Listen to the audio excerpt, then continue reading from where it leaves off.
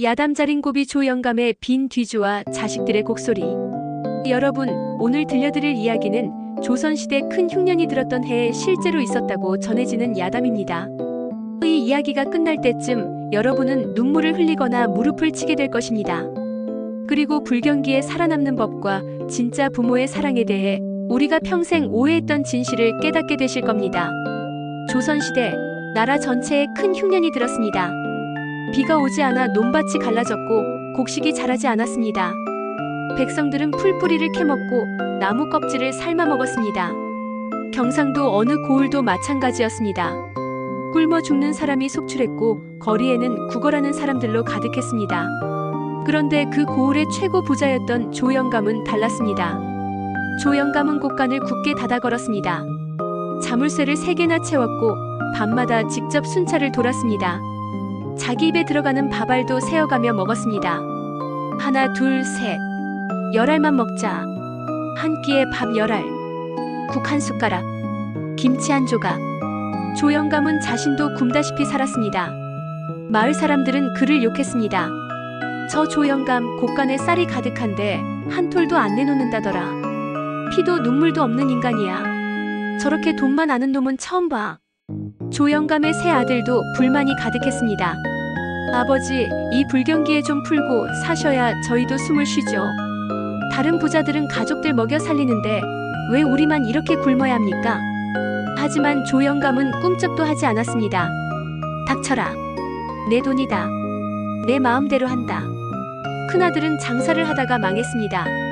빚이 생겼고 채권자들이 찾아왔습니다. 아버지, 도와주십시오. 제발 좀 도와주세요. 조영감은 냉정하게 말했습니다. 내가 벌인 일이니 내가 책임져라. 내 돈은 한 푼도 못 준다. 큰아들은 집을 팔아 빚을 갚았습니다. 그리고 작은 방에서 쪼그리고 살아야 했습니다.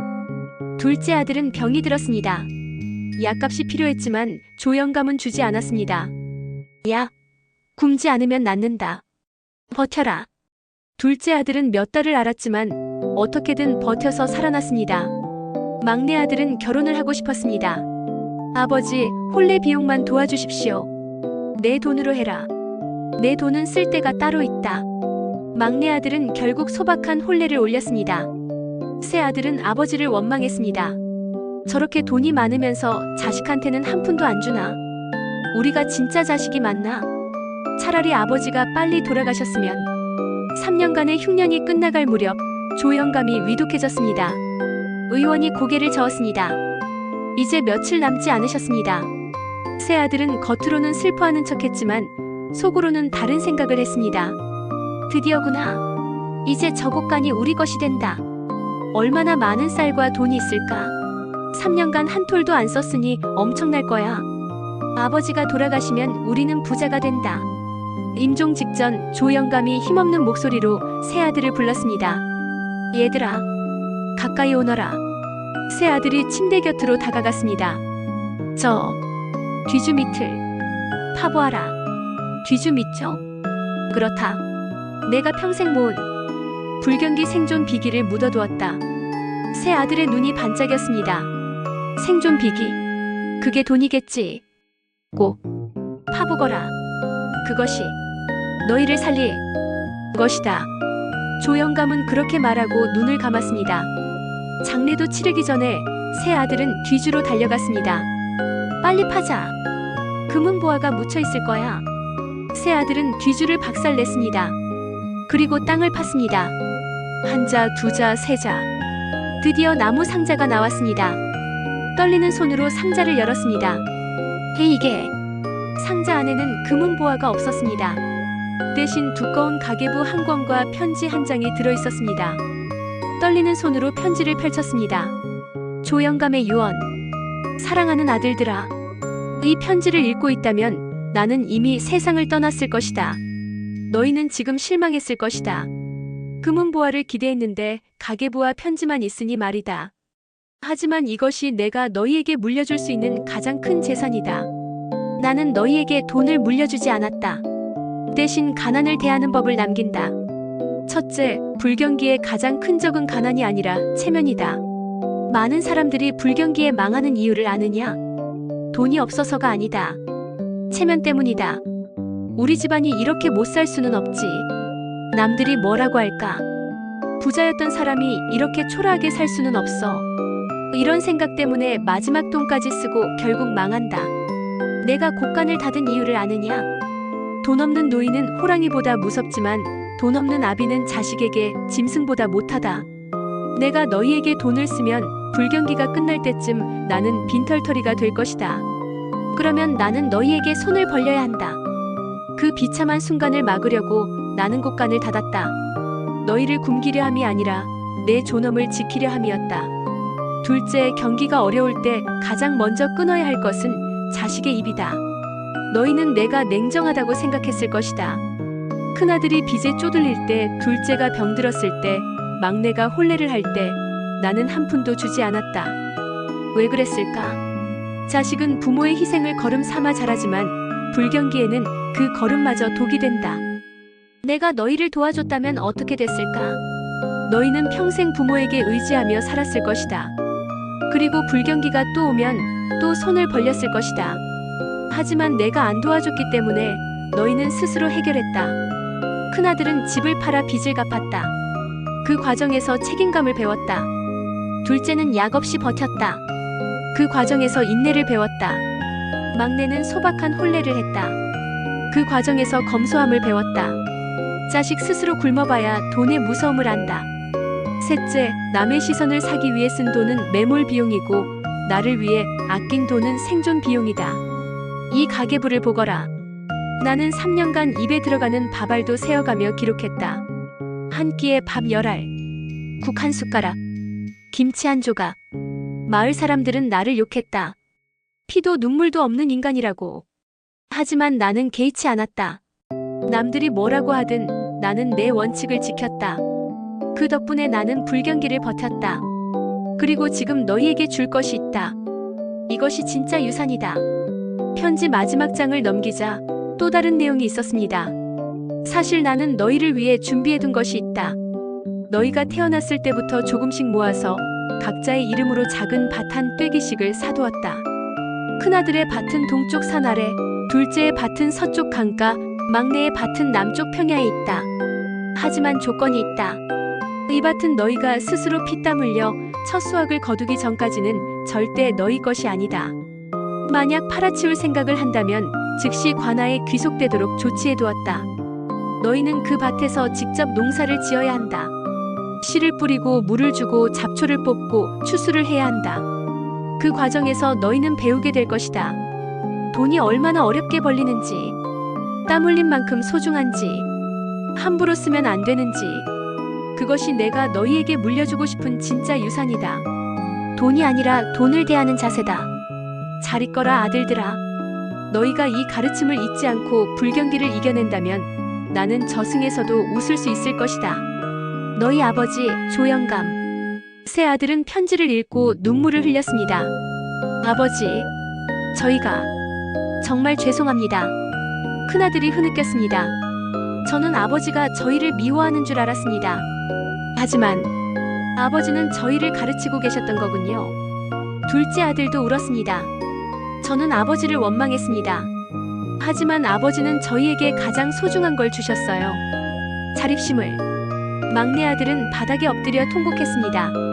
아버지, 용서해 주세요. 저희가 몰라봤습니다. 새 아들은 각자의 밭으로 갔습니다. 그리고 평생 처음으로 농사를 지었습니다. 처음에는 서툴렀습니다. 손에 물집이 생겼고 허리가 아팠습니다. 하지만 포기하지 않았습니다.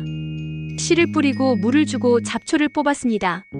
그리고 가을 첫 수확을 거뒀습니다. 많지는 않았지만 그 어느 때보다 소중했습니다. 새 아들은 수확한 곡식을 안고 울었습니다. 이게 돈의 무게구나.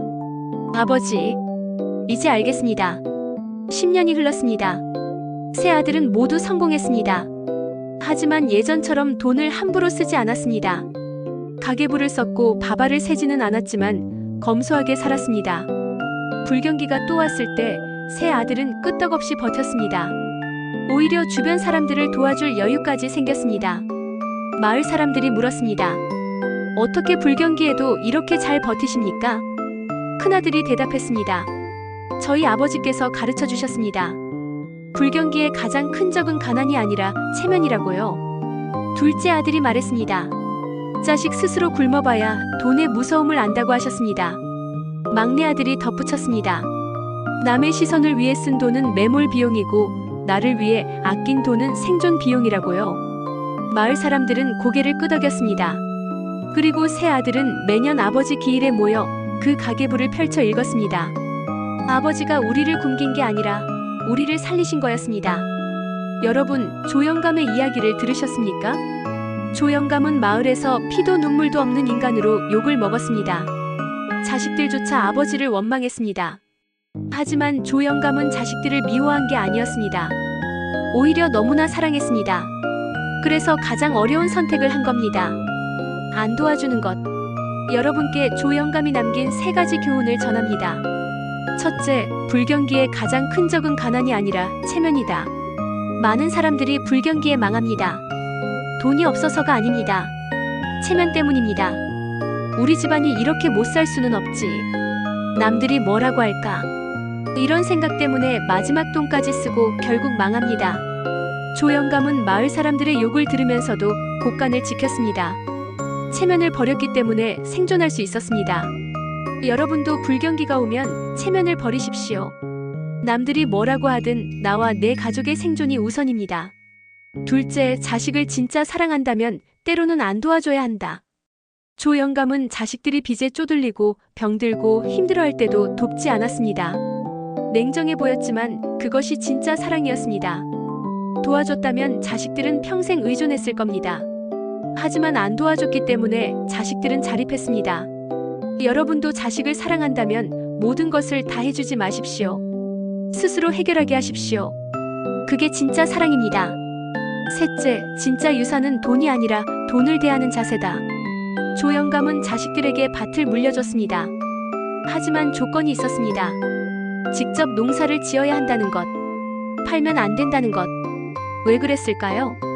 돈을 주면 자식들은 그냥 쓸 겁니다. 하지만 땀 흘려 수확한 곡식은 함부로 쓸 수 없습니다. 진짜 유산은 돈이 아닙니다. 돈의 소중함을 아는 것입니다. 여러분도 자식에게 돈을 물려주기보다 돈을 버는 법, 아끼는 법, 대하는 법을 가르치십시오. 구체적으로 어떻게 실천할까요? 1. 가계부 쓰기. 조영감처럼 밥알까지 셀 필요는 없습니다.